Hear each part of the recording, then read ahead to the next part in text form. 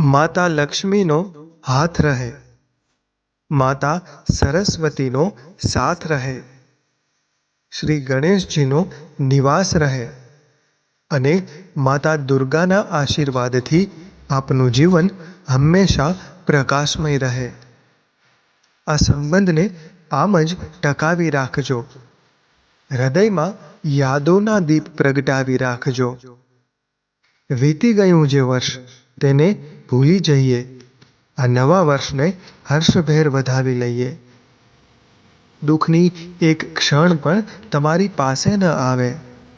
પ્રાર્થના છે મારી કે આ નૂતન વર્ષ તમારા માટે ઢગલાબંધ ખુશીઓ લાવે. આ નૂતન વર્ષ તમારા માટે ઢગલાબંધ ખુશીઓ લાવે.